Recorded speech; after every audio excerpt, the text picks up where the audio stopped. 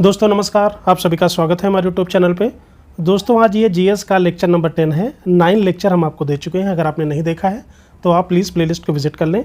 तो ये special for CHSL जिसका एग्ज़ाम होने वाला है। तो आइए स्टार्ट करते हैं। क्वेश्चन नंबर 1 पे आते हैं। भारत सरकार द्वारा घोषित ABC इंडेक्स किससे संबंधित है? ABC इंडेक्स जो है वो स्वास्थ्य से यानी हेल्थ से संबंधित है। ये यूपी पीसीएस प्री में पूछा गया है। कौन से ग्रामीण रोजगार का सबसे बड़ा कार्यक्रम है?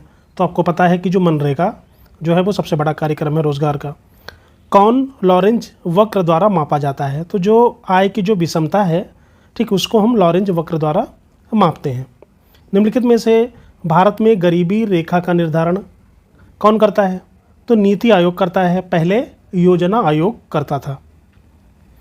भारत में पंचवर्षीय योजनाओं में किसका मुख्य ध्येय समपोषणीय वृद्धि था? ठीक है, तो जो 12वीं पंचवर्षीय योजना थी उसका उद्देश्य था समपोषणीय वृद्धि। ठीक है, अभी तो पंचवर्षीय योजनाएं बंद कर दिया गया। योजना आयोग के बाद अब नीति आयोग उसकी जगह पे हो गया है। शहरों में कौन सा कर ग्राम पंचायतों द्वारा लगाया जाता है? तो जो स्थानीय जो मेले होते हैं उन पर जो कर लगता है वो ग्राम पंचायत द्वारा लगाया जाता है। तो सभी ये जो क्वेश्चन हैं वो एग्ज़ाम में पूछे गए हैं। वैश्विक गाँव की संकल्पना का विकास आधारित है, तो परिवहन एवं संचार विकास उस पर आधारित है। किसके द्वारा मानव विकास सूचकांक यानी कि HDI सर्वप्रथम विकसित किया गया? तो UNDP द्वारा मानव विकास सूचकांक है उसको विकसित किया गया है। किसे अशोक चंद्र द्वारा भारत में आर्थिक मंत्रिपरिषद कहा गया है? ठीक, तो किसने कहा था कि जो आर्थिक मंत्रिपरिषद योजना आयोग को कहा गया था? तो योजना आयोग की जगह पे अब क्या हो गया है? नीति आयोग। किसने कहा था? अशोक चंद्रा ने।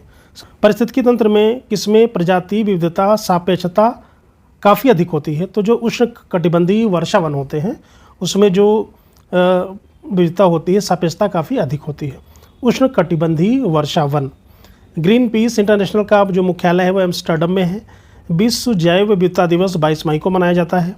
कौन भारत का सबसे ऊंचा जलप्रपात है? तो कुंजिकल जलप्रपात जो है वो सबसे ऊंचा जलप्रपात है। भारत का प्रथम national centre for marine biodiversity जिसको हम बोलते हैं NCMB किस शहर में स्थित है? तो वो जामनगर में स्थित है। ऊर्जा स्रोतों में कौन पर्यावरणीय प्रदूषण नहीं उत्पन्न करता है? तो जो सौर ऊर्जा है वो पर्यावरणीय प्रदूषण उत्पन्न नहीं करता है। ठीक है। इंसिनेटर्स का प्रयोग किसके लिए किया जाता है? तो जो कूड़ा कचरा को जलाने के लिए किया जाता है। कौन द्वितीय प्रदूषक है? जो स्मोक होता है वो द्वितीय प्रदूषक होता है। वैसे जो क्वेश्चन था वो ऑप्शन बेस्ड था। वनस्पति जलवायु का सही सूचक है, ये कथन संबंधित है कोपेन से। देशों में किसमें पंपास घास के मैदान स्थित हैं? तो जो पंपास हैं वो अर्जेंटीना में पाए जाते हैं। पशुओं को दिया जाने वाला कौन सा दर्द निवारक भारत में गिद्धों के लगभग विलुप्त होने के लिए उत्तरदायी है? तो डिक्लोफिनिक एक जो मेडिसिन है, ठीक है, उसका नाम आता है। ये क्वेश्चन बहुत बार पूछा गया है। हर क्वेश्चन पे आते हैं कि जलवायु परिवर्तन पर संयुक्त राष्ट्र का सम्मेलन COP21 का आयोजन जो हुआ था वो कहाँ हुआ था? वो हुआ था पेरिस में हुआ था। जलवायु परिवर्तन पर भारत की प्रथम राष्ट्रीय कार्य योजना कब लोकार्पित की गई थी? तो 2008 में की गई थी। किसमें ओजोन की सर्वाधिक सांद्रता मिलती है? वह स्ट्रेटोस्फीयर में मिलती है। भारत में बाघ परियोजना कब शुरू की गई थी? तो ये वेरी इंपॉर्टेंट क्वेश्चन है। ये क्वेश्चन जो है वो कई बार पूछा गया है। ठीक है, ये कहाँ पे कब लागू की गई थी? ये लागू की गई थी 1972 में। ठीक है, ये क्वेश्चन कई बार पूछा गया है। 2011 की जनगणना के अनुसार राज्यों में किसमें ग्रामीण एवं शहरी दोनों में शिशु लिंग अनुपात न्यूनतम है? ठीक, 2011 की जनगणना के अनुसार हम बात कर रहे हैं। शिशु लिंग अनुपात न्यूनतम है, कहाँ पे है? हरियाणा में। 2011 की जनगणना के अनुसार राज्यों में से किसकी ग्रामीण जनसंख्या सर्वाधिक है? तो ग्रामीण में कौन था? उत्तर प्रदेश। वैसे भी सबसे ज़्यादा जनसंख्या किसकी है? उत्तर प्रदेश की, लेकिन यहाँ पे ग्रामीण के बारे में पूछा है। संयुक्त राष्ट्र के आर्थिक एवं सामाजिक मामलों में विभाग UNDSA के अनुसार विश्व की कुल जनसंख्या का कितना प्रतिशत शहरी क्षेत्रों में निवास करता है? तो 55 से 56% जो है वो शहरों में निवास करता है। राज्यों में कौन आर्थिक दृष्टि से सबसे ऊपर है लेकिन लिंगानुपात के आधार पर सबसे नीचे है? तो नाम आता है हरियाणा का। वर्तमान में जनसंख्या के सुखों का परित्याग किए बिना भविष्य के लिए ऊर्जा तथा अन्य संसाधनों की बचत किस अवधारणा की परिभाषा है? तो ये समपोषणीय विकास की अवधारणा की परिभाषा है। अगले क्वेश्चन पे आते हैं कि बेरोजगार के लिए सहायतार्थ दिल्ली के सुल्तानों में से किसने रोजगार कार्यालय की स्थापना की थी? तो फिरोज शाह तुगलक ने की थी। किस स्थान से मध्य पाषाण काल में पशुपालन के प्रमाण मिलते हैं? तो ये बागौर में मिलते हैं। ये यूपीएससी प्री 2018 में पूछा गया है। किस जैन सभा में अंतिम रूप में श्वेतांबर आगम संपादन हुआ है? तो पाटलिपुत्र की जो जैन सभा थी। कुरु महाजनपद की राजधानी कहाँ थी? वो इंद्रप्रस्थ में थी। किसे सर्वश्रेष्ठ स्तूप मानते हैं? तो जो सांची का स्तूप है उसको हम सर्वश्रेष्ठ स्तूप मानते हैं। विश्वामित्र शुंग द्वारा 2 अश्वमेध यज्ञ किए जाने के बारे में जानकारी किस अभिलेख से मिलती है? अब देखिए, तो किसने किया था 2 अश्वमेध यज्ञ? पुष्यमित्र शुंग ने किया था। और इसकी जो जानकारी मिलती है वो अयोध्या लेख से मिलती है। भारत में पुराना किला के सामने खैरुल मंजिल नामक मस्जिद का निर्माण किसने कराया था? तो ये भी क्वेश्चन पूछा गया है। तो जो खैरुल मंजिल नामक मस्जिद का जो निर्माण कराया था तो माहम अनगा ने कराया था।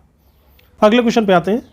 क्वेश्चन कह रहा है कि गवर्नर जनरलों में से किसने कहा था कांग्रेस को के बारे में कि ये अत्यधिक अल्पसंख्यक लोगों का प्रतिनिधित्व करने वाली एक संस्था है, ऐसा कहकर उपहास किया था? तो लॉर्ड डफरिन ने कहा था। अगले क्वेश्चन पे आते हैं। क्वेश्चन कह रहा है कि नेताओं में से किसने क्रांतिकारी संगठन अभिनव भारत समाज की स्थापना की थी? तो विनायक दामोदर सावरकर ने, ठीक है, जिनको हम बीडी सावरकर भी कहते हैं। भारतीय संविधान की अंतिम बैठक की सही तिथि बताइए, ठीक है। तो ये भी क्वेश्चन आता है, कभी कभी डेट की वजह से कन्फ्यूजन होता है। 24 जनवरी दिया है, 25 जनवरी भी दे देगा, 26 भी दे देगा। तो सही आंसर है 24 जनवरी 1950। किस अधिनियम के द्वारा अंग्रेजों ने भारत में सर्वप्रथम निर्वाचन प्रणाली की शुरुआत की? तो ये था भारत परिषद अधिनियम 1892, ठीक है, ये ध्यान रखना है। देखो यहाँ पे कन्फ्यूज़न होता है अगर आपने अधिनियम के बारे में नहीं पढ़ा है। यहाँ पे कहा क्या है? भारत में सर्वप्रथम निर्वाचन प्रणाली की शुरुआत की, तो भारत परिषद अधिनियम 1892। भारत के संविधान के किस भाग में हम नागरिकता से संबंधित प्रावधानों को पाते हैं? तो भाग 2 में। अगले क्वेश्चन पे आते हैं। भारतीय संविधान में भारत की आधिकारिक भाषा में जुड़े प्रावधानों में संसद संशोधन कर सकती है। वो कब कर सकती है? अपने सदस्यों के साधारण बहुमत द्वारा, ठीक है। यहाँ पे ऑप्शन आएगा 1/4, 2/3, 3/4, ठीक है। तो वहाँ पे कंफ्यूज नहीं होना है, अपने सदस्यों के साधारण बहुमत के द्वारा।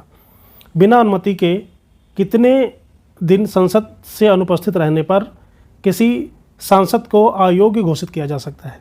अगर वो 60 दिन तक बिना अनुमति के या बिना सूचना के अगर वो अनुपस्थिति रहता है, नहीं आता है, एब्सेंट रहता है, तो उसको अयोग्य घोषित किया जा सकता है। सर्वप्रथम संसदात्मक सरकार किस देश में आरंभ की गई थी? तो ग्रेट ब्रिटेन में की गई थी। पहले उसको ग्रेट ब्रिटेन ही बोलते थे। किसके संबंध में राज्यसभा का अनन्य अधिकार है? ठीक है, तो ये भी क्वेश्चन को पूछा जाता है।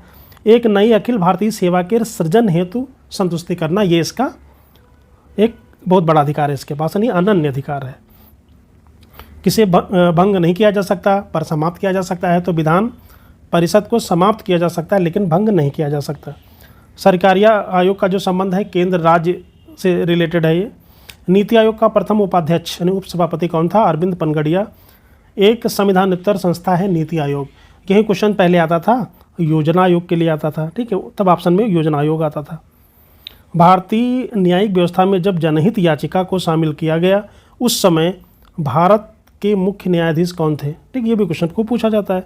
थे पीएन भगवती। जब पहली बार जनहित याचिका को शामिल किया गया था उसमें भारत के जो मुख्य न्यायाधीश थे वो थे PN Bhagwati. The accidental prime minister पुस्तक के लेखक कौन है? संजय बारू। ग्रहों में कौन जीवन के अस्तित्व के लिए उपयुक्त हो सकता है? ठीक है, तो मंगल ग्रह का नाम आता है। भारत के राज्यों में किसकी तटरेखा सबसे लंबी है? तो गुजरात की है। नदियों में किसके मुहाने पर पक्षी के पंजे की आकृति वाला डेल्टा बनता है? तो मिसिसिपी जो नदी है उसके मुहाने पर पक्षी के पंजे की आकृति वाला डेल्टा बनता है। सुएज नहर के बन जाने के पश्चात भारत और यूरोप के मध्य सामुद्रिक दूरी में कितनी कमी आई? तो लगभग 7000 किलोमीटर की कमी आई थी। काली मिट्टी किस क्षेत्र में पाई जाती है? तो हिमालय के क्षेत्र में पाई जाती है। क्वेश्चन पे आते हैं।